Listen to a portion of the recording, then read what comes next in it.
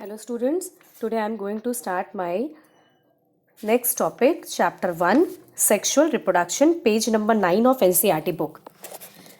कल आप लोगों ने पढ़ा था sexual reproduction. Sexual reproduction means fusion of male and female gamete. ऐसा रिप्रोडक्शन जिसमें हमें दो पेरेंट्स की रिक्वायरमेंट होती है at a time for the formation of new individual. Clear?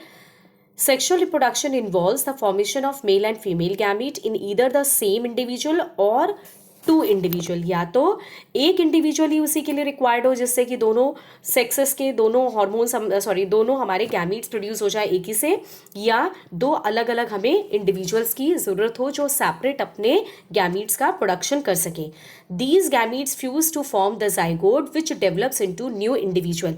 ये जो दो गैमीट्स होंगे, male gamete sperm, female gamete egg या ओवम, ये दोनों जब फ्यूज करेंगे तो इनसे क्या बनेगा? जाइगोट का फॉर्मेशन होगा. ठीक है. Offspring are not identical to each other or to the parents. So sexual reproduction give rise to diversity among living organism. अगर हम माइटोसिस की बेटा बात करते हैं तो माइटोसिस का मतलब होता है आपका ऐसा डिवीजन जो कि ग्रोथ एंड डेवलपमेंट के लिए होता है. सेकेंड डिवीजन है हमारा मियोसिस, जिससे कि हमारे गैमीट्स बनते हैं. गैमीट्स जो बनते हैं वो कैसे होते हैं? हैप्लॉइड होते हैं. क्योंकि वो कैसे होते हैं? रिडक्शन डिवीजन से बनते हैं. क्यों होता है रिडक्शन डिवीजन? कि अगर रिडक्शन डिवीजन नहीं होता तो सेक्सुअल रिप्रोडक्शन में तो गैमीट्स को फ्यूज करके फिर से एक नया इंडिविजुअल बनाना है ना, तो उस इंडिविजुअल की रेस कॉन्टिन्यूटी, उसकी जो उसका जेनेटिक मेकअप है उसको भी मेंटेन करके चलना है. ठीक है. तो उसके लिए मियोसिस होना इज इंपॉर्टेंट. तो एक बार मियोसिस होने के बाद once the gametes are formed, the gametes fuse to form the zygote and that zygote develop into new individual or new organism, and that organism is not the total carbon copy of its parent. वो पूरी तरीके से अपने parents की तरह नहीं होता है, उसके पास वेरिएशंस होते हैं. ठीक है. इसीलिए डाइवर्सिटी मतलब वेरिएशंस हमें देखने को मिलते हैं. Clear? Next is phases of growth. Growth के फेजेस के लिए, फेजेस का मतलब स्टेप्स. पहला स्टेप हमें दे रखा है जुवेनाइल फेज, जिसको हम प्लांट के केस में बोलते हैं वेजिटेटिव फेज, जिसमें प्लांट की ग्रोथ होती है, डेवलपमेंट होती है, मैच्योरेशन होता है. Okay. Second is reproductive phase. ऐसा फेज जिसमें ऑर्गेनिज्म जो है अपने रिप्रोडक्शन के लिए रेडी हो जाता है, मतलब अब उसमें इतना ग्रोथ डेवलपमेंट हो चुका है कि now it is ready for the reproduction process. Third is senescence phase. Senescence phase का मतलब होता है ओल्ड एज फेज. ऐसा फेज जिसमें वो एजिंग पीरियड में जा चुका है. Once the reproductive phase gets over, now the individual enters the senescence phase. Clear? मतलब कि एज उसकी हो गई, अब वो जो है अपनी मेटाबॉलिक एक्टिविटीज को स्लो डाउन करेगा इसमें, और इतनी स्लो होगी कि धीरे धीरे उसके बाद उसकी ऑर्गेनिज्म की डेथ हो जाएगी. और इसी फेज के लिए, इन तीनों फेजेस के होने के लिए कौन रिस्पॉन्सिबल होता है? हॉर्मोन्स रिस्पॉन्सिबल होते हैं. Clear? Come to next slide. Plant exhibiting unusual flowering phenomena. Please आप लोग एनसीईआरटी पेज नंबर 9 को जरा अच्छे से केयरफुली देखिए. इसमें आपको दे रखे दो प्लांट्स के बारे में दिया है. फर्स्ट इज बैम्बू, जो अपने पूरे लाइफ टाइम में फ्लावर्स वंस, मतलब कि उसका पूरा टाइम पीरियड आपको दिया है 50 to 100 ईयर्स ऑफ एज, उसमें सिर्फ एक बार फ्लावरिंग करता है. And the second plant is Strobilanthes kunthiana, जिसका कॉमन नेम है नीला कुरंजी. वो अपने लाइफ स्पैन में कितनी बार फ्लावर करता है? 1 बार. वो भी 1 टाइम ही करता है, लेकिन उसका लाइफ स्पैन 12 मतलब कि 12 ईयर्स में once in 12 year. Once in 12 year समझ रहे हैं? मतलब कि बैम्बू ने तो पूरे लाइफ टाइम में उसने एक बार फ्लावरिंग किया, लेकिन स्ट्रॉबिलेंथस कुंतियाना 12 साल में एक बार करता है. एनसीईआरटी का आप डेटा देखिए, इन्होंने दे रखा है सितंबर अक्टूबर 2006 में वो 6 में उसने फ्लावरिंग की थी. नेक्स्ट 12 ईयर्स काउंट कीजिए, फिर नेक्स्ट 12 ईयर काउंट कीजिए, फिर एक्सपेक्टेड डेट निकालिए कि अब वो कब फ्लावरिंग करेगा.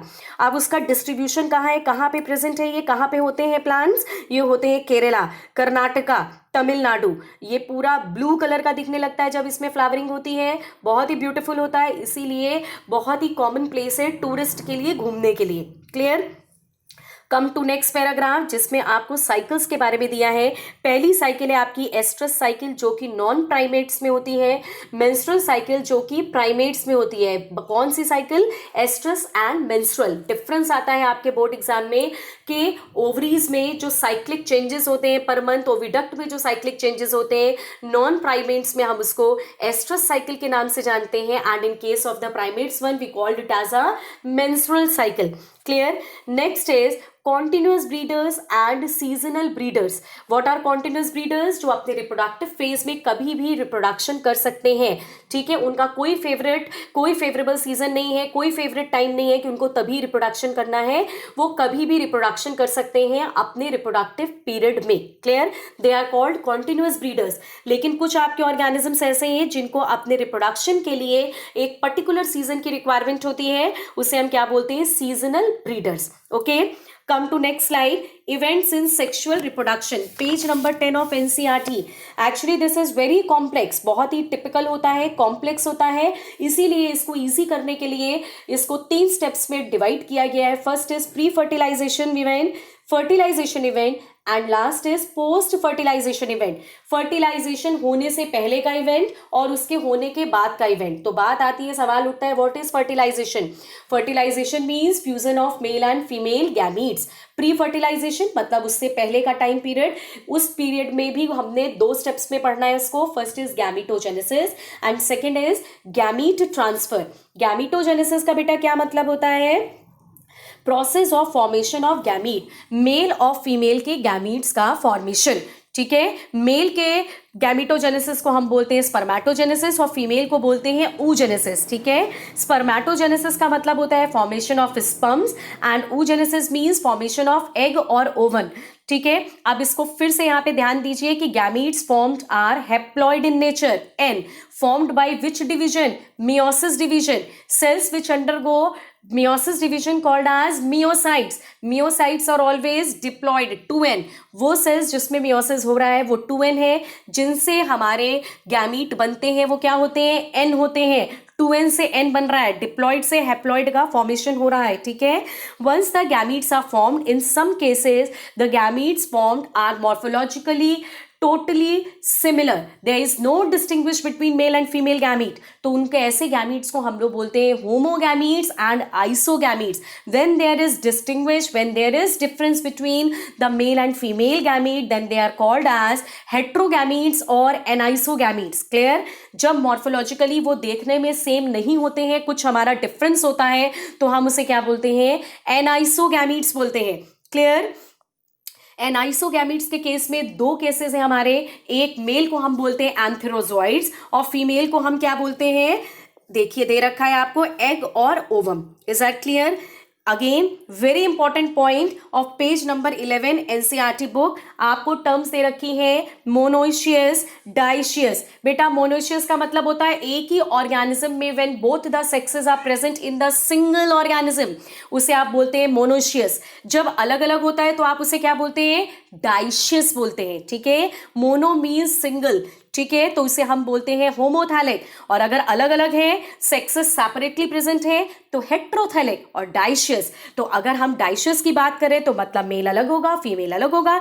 तो फीमेल फ्लावर वाले प्लांट जो होते हैं पिस्टिलेट कहलाते हैं और जो मेल वाले हैं वो क्या कहलाते हैं? स्टैमिनेट कहलाते हैं. Is that clear? और अगर इसी चीज को आप एनिमल्स के केस में पढ़ेंगे, in case of animals when we are talking about the sexuality, when single organism having both the sexes called as hermaphrodite. ठीक है, उसे हम हर्माफ्रोडाइट बोलते हैं.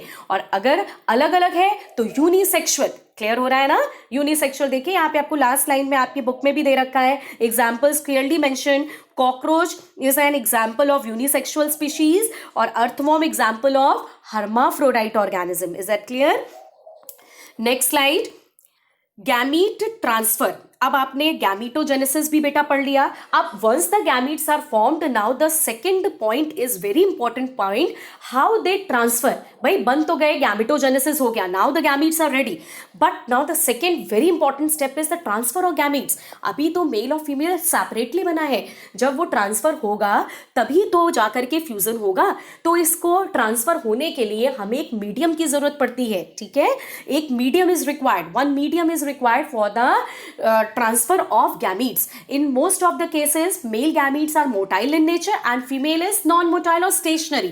Motile means जो movement कर सकता है, non-motile का मतलब जो movement नहीं कर सकता, stationary है. Is that clear?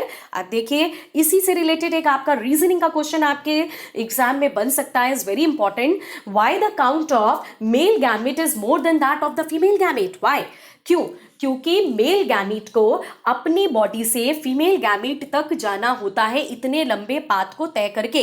So in order to compensate that loss, उसको ज्यादा से ज्यादा नंबर में प्रोडक्शन करना है, जबकि फीमेल गैमीट को तो जाना ही नहीं है कहीं, तो उसका जो लॉस है as compare to male gamete हमेशा कम होता है। Is that clear? तो एक बार फटाफट हम लोग जरा एक बार रिवाइज कर ले नटशेल में क्या क्या पढ़ा आज आपने पढ़ा गैमीटोजेनेसिस, आपने क्या पढ़ा? Gamete transfer. कुछ इंपॉर्टेंट पॉइंट्स जो बहुत इंपॉर्टेंट टर्म्स हैं, monoecious, dioecious, homothallic, heterothallic, antherozoid, sperm, pistillate, staminate, इन पॉइंट्स पे प्लीज अच्छे से फोकस कीजिएगा।